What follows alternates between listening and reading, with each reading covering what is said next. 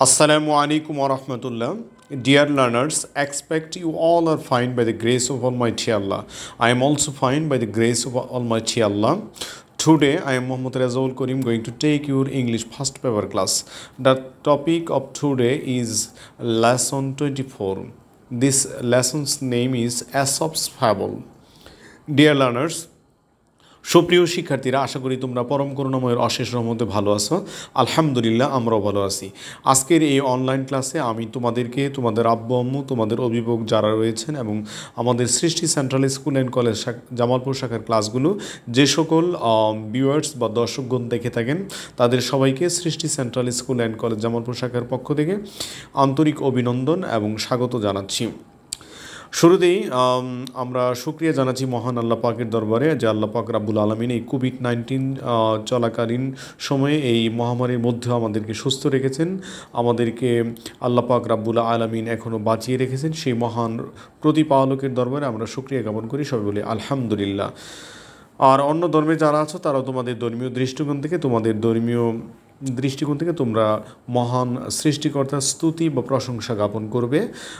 আমি আমাদের সম্মানিত অভিভাবকদের প্রতি উদাত্ত আহ্বান রাখবো, আপনারা আপনাদের স্নেহের সন্তানদেরকে, ছেলে মেয়েদেরকে আমাদের অনলাইনে যে প্রতিদিন 5টি করে ক্লাস হয়, রুটিন মাফিক জুম লাইভ বা ভিডিও ক্লাস, এগুলো দেখাবেন। যথারীতি পড়া শেখা, বাড়ির কাজ দেওয়া, আনুষঙ্গিক আমাদের যে হোম এক্সামগুলো হচ্ছে, আমাদের উইকলি এক্সাম, সাপ্তাহিক পরীক্ষা, টিউটোরিয়াল এক্সাম এবং সেমিস্টার এক্সামগুলো হচ্ছে, এগুলো যথারীতি বাচ্চারা যেন দিয়ে পরীক্ষার খাতা আপনারা স্বাস্থ্যবিধি মেনে আপনাদের সন্তানদের খাতা আপনারা নিজ দায়িত্বে আমাদের স্কুলে দিয়ে যাবেন, অথবা আমাদেরকে নক করলেও ক্ষেত্র বিশেষে আমরা ইনশাল্লাহ নিয়ে আসার চেষ্টা করব। তো গত বছরের মার্চের পর থেকে অদ্যাবধি পর্যন্ত আমাদের অনলাইনের ক্লাস ক্রমে আপনারা আমাদের সম্মানিত এবং যারা রয়েছেন এবং স্নেহের শিক্ষার্থী, তোমরা সবাই আমাদেরকে সহযোগিতা করে আসছো। এই জন্য আবারও ধন্যবাদ জ্ঞাপন করছি। আশা করি এই সহযোগিতার হাত প্রসারিত থাকবে ইনশাআল্লাহ। তো আমি আজকে ষষ্ঠ শ্রেণীর ইংরেজি প্রথম পত্র ক্লাস নিতে যাচ্ছি। আমার আজকের টপিক তো শুরুতেই বললাম, লেসন 24। সুপ্রিয় শিক্ষার্থীরা, তোমরা দেখেছো যে দ্বিতীয় সেমিস্টার পরীক্ষায় লেসন 13 অর্থাৎ 13 থেকে 24 পর্যন্ত, লেসন 24 পর্যন্ত এই লেসনগুলো সিন প্যাসেজ যেগুলো রয়েছে, টেক্সচুয়াল প্যাসেজ এগুলো রয়েছে, এগুলো আমাদের ভালো করে A to Z পড়তে হবে। সুপ্রিয় শিক্ষার্থীরা, এখান থেকে মডেল কোশ্চেন এসে থাকে, কাজেই আমরা সবগুলো লেসন সুন্দর করে পড়বো। আমি আজকে এই লাস্ট লেসনটা পড়াচ্ছি। তাহলে আজকের এই লেসনটার বিষয় হচ্ছে অ্যাসপস ফ্যাবলস, অ্যাসপের রূপকথার গল্প বা কল্পকাহিনী। তাহলে এই টপিকটার নাম কি? অ্যাসপস ফ্যাবল। অ্যাসপস মানে একজন ব্যক্তির নাম, আর ফ্যাবল মানে কি? রূপকথার গল্প বা কল্পকাহিনী। তাহলে আমরা এটা শুরুতেই আমরা কি করছি? রিডিং পড়ছি। দেখো সুপ্রিয় শিক্ষার্থীরা, যে many hundreds of years ago Aesop, a Greek slave, became famous for the fables he told. After so many years, people all over the world still enjoy reading them today as much as the Greeks enjoyed listening to them long ago. Long ago and far away, there was an old farmer who had 7 sons. One day, the old farmer was lying on his bed, and he thought that he would not live much longer. He called his sons before him. He told a servant to bring in a bundle of 7 sticks tied together. He handed the bundle to his oldest son and said to him, "Son, now break the bundle." The son tried with all his might, but he could not break the bundle. One day, one by one, the other brothers tried. None of them was strong enough. The father smiled. "Now, my sons, untie the bundle. Each of you take a stick and try to break it." This time they had no difficulty breaking the sticks. In a few moments all the sticks were broken. The old man looked at his sons affectionately and said, "Remember, in unity there is strength. Unity there is strength." সুপ্রিয় শিক্ষার্থীরা, আমরা এতক্ষণ reading পড়ছিলাম। আমাদের এখন যে কাজটা হবে সেটা হবে আমাদের এখানে যে নিউ ওয়ার্ডগুলো আছে আমরা এগুলো ফাইন্ড আউট করব। সুপ্রিয় শিক্ষার্থীরা দেখো, এখানে স্ল্যাব, SLAB, স্ল্যাব মানে কি? কৃতদাস, কেনা গোলাম। তারপর দেখো ফেমাস, ফেমাসটাকে আমরা করতে পারি ফেমাস মানে কি? বিখ্যাত। ফেমাস মানে কি? বিখ্যাত। আর ফ্যাবলস মানে কি? রূপকথার গল্পসমূহ। ফ্যাবল মানে রূপকথার গল্প, কল্পকাহিনী। আর ফ্যাবলস মানে কি? রূপকথার গল্পসমূহ। তারপর এখানে আছে স্টিল। স্টিল মানে কি? এখন পর্যন্ত। স্টিল মানে কি? এখন পর্যন্ত বা বর্তমানেও। আর এনজয় শব্দের অর্থ কি? উপভোগ করা। এনজয় মানে কি? উপভোগ করা, এটা আমরা সবাই জানি। তারপর এখানে আছে দেখি, আর এখানে আছে ফার এওয়ে। ফার এওয়ে মানে কি? বহুদূর। ফার মানে দূরে, আর ফার এওয়ে মানে কি? বহু দূরে বা অনেক আগের।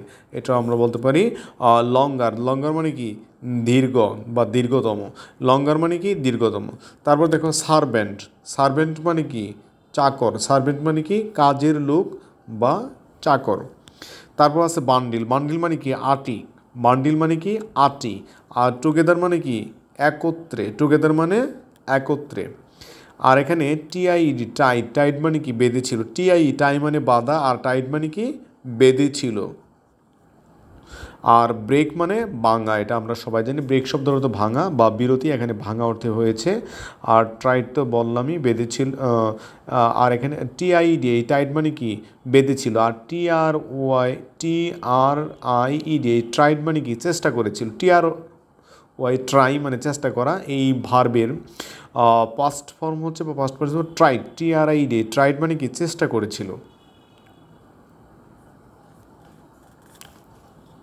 এরপর দেখো স্মাইল্ড। স্মাইল্ড মানে কি? স্মাইল মানে মৃদু হাসা বা হাসা। স্মাইল্ড, মৃদু হেসেছিলেন। আচ্ছা, তারপর দেখো ডিফিকাল্টি। ডিফিকাল্টি মানে কি? কঠিন। ডিফিকাল্টি মানে কি? কঠিন। এখানে ডিফিকাল্ট শব্দের অর্থ কঠিন। ডিফিকাল্টি মানে কঠোরতাও আমরা বলতে পারি, বা বিপজ্জনক অবস্থা আমরা বলতে পারি। ডিফিকাল্টি মানে কি? বিপজ্জনক অবস্থা বা কঠোরতা বা কঠিনতম অবস্থা, এটাকে আমরা ধরতে পারি। আচ্ছা, এরপর দেখো অ্যাফেকশনেটলি। অ্যাফেকশনেটলি মানে কি? স্নেহের সহিত, স্নেহ ভরে। হ্যাঁ, অ্যাফেকশনেট মানে কি? স্নেহের। আর অ্যাফেকশনেটলি মানে কি? স্নেহ সহকারে, আদরের সহিত, সোহাগের সহিত। আর রিমেম্বার মানে কি? স্মরণ করা বা মনে করা। আর ইউনিটি মানে কি? একতা। স্ট্রেংথ মানে কি? শক্তি। স্ট্রেংথ মানে শক্তি। সুপ্রিয় শিক্ষার্থীরা, আমরা তাহলে এই লেসনটা থেকে এখন ফার্স্ট যে কাজটা করলাম, আমরা রিডিং পড়লাম। আগেই বলেছি তোমাদের যে তোমরা রাইটিং সাইডের যে কোনো বিষয়ে বা যে কোনো আর্টিকেল হোক না কেন, যেমন প্যারাগ্রাফ, তারপরে completing story, composition, letter, application, তারপরে ইমেল, জিমেল, অথবা এই টেক্সট বুকের সিন কম্প্রিহেনশন অথবা মডেল কোর্সের আনসিন, যে কোনোই ইংরেজি রাইটিং সাইটটা হোক না কেন, যে কোনো আর্টিকেল হোক না কেন, আমাদের পূর্ব শর্ত হচ্ছে যে আমাদের ক্লিয়ার রিডিং পড়া জানতে হবে। আর রিডিং পড়া জানার এই হলো যে প্রত্যেকটা শব্দের অর্থ আমরা কি A to Z ভালো করে জানবো, এদের মিনিংটা আমাদের মাদার টাং, মাতৃভাষায় জেনে নিব। তারপর পুরো যে সেন্টেন্সগুলি থাকবে এগুলোর অনুবাদ আমাদের জানাতে হবে, তাহলেই আমরা কিন্তু এখানে খুব ভালো করতে পারবো। সুপ্রিয় শিক্ষার্থীরা, তাহলে দেখো অ্যাসপস ফ্যাবল, এটার অর্থ হচ্ছে অ্যাসবের রূপকথার গল্প বা কল্পকাহিনী। তাহলে এই লেসন 24 পার্ট 24 গল্পটার নাম হচ্ছে অ্যাসপস ফ্যাবল, অর্থাৎ অ্যাসবের রূপকথার কাহিনী বা কল্পকাহিনী। তাহলে many hundreds of years ago, Aesop, a Greek slave, became famous for the ফ্যাবলস he told. অর্থ হচ্ছে যে অনেক শত বছর, many hundred of years ago, যে শত শত বছর আগের কথা, many hundred of years ago, শত শত বছর আগের কথা, Aesop a Greek slave became famous for the fables he told. অর্থাৎ শত শত বছর আগের কথা, এসব যিনি ছিলেন কি একজন গ্রিক কৃতদাস, যিনি গল্প বলার কারণে খুব বিখ্যাত, রূপকথার গল্প বলার কারণে যিনি খুব কি বিখ্যাত হয়েছিলেন। After so many years, people all over the world still enjoy reading them today as much as the Greeks enjoyed listening to them long ago. যে পৃথিবীর মানুষ আফটার সো মেনি ইয়ার্স, যে অনেক বছর পরেও সারা বিশ্বের মানুষ এই গল্পগুলো পড়ে তারা অনেক আনন্দ পায়। যেমন গ্রিকবাসীরা বা গ্রিসের লোকেরা যেরকম কি অনেক পরেও তারা আনন্দ পেয়ে থাকে। Long ago and far away, অনেক আগের কথা, there was an old farmer who had 7 sons, যে অনেক আগের কথা, যে একজন কৃষক ছিলেন যার 7জন ছেলে ছিল।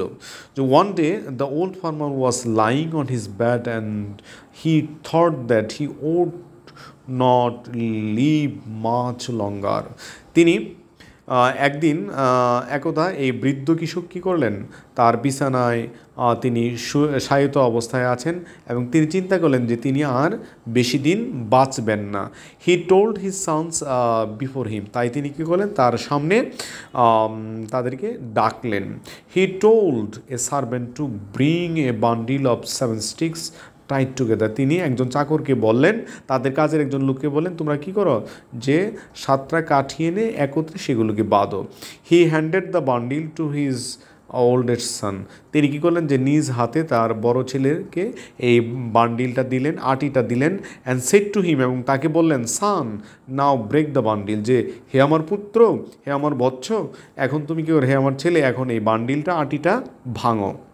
The son tried with all his might, যে তার ছেলে কী করলো, তার সর্বোত্তক চেষ্টা দিয়ে এটা ভাঙার জন্য প্রচেষ্টা চালালো। But he could not break the bundle, কিন্তু সে বান্ডিলটা ভাঙতে পারলো না। One by one the other brothers tried, একের পর এক অন্য ভাইয়েরাও কী করলো, এটা ভাঙার জন্য চেষ্টা করলো। None of them was strong enough, যে তাদের কারো পক্ষেই যেটা ভাঙার শক্তি তাদের ছিল না।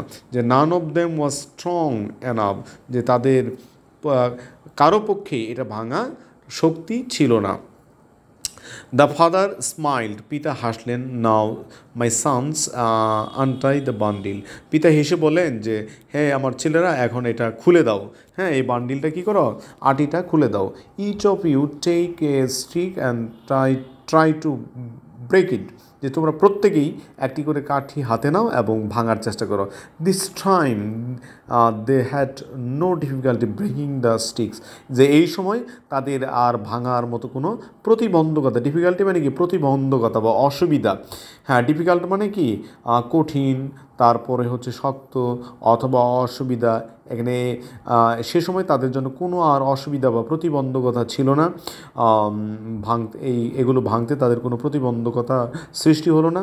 In a few moments all the sticks were broken, যে কিছু সময়ের মধ্যে, অল্পক্ষণের মধ্যেই সবগুলো কাঠি কী হলো, কাঠি ভাঙা হয়ে গেল। হ্যাঁ, তারপর দেখো, the old man looked at his sons affectionately and said, remember in unity there is strength, যে the old man looked at his sons, যে বৃদ্ধ লোকটি তার ছেলেদের দিকে তাকিয়ে, লুকড অ্যাট হিজ সন্স অ্যাফেকশনেটলি, স্নেহ ভরে আদর সহকারে বা সোহাগের সহিত তার ছেলেদের দিকে তাকালেন।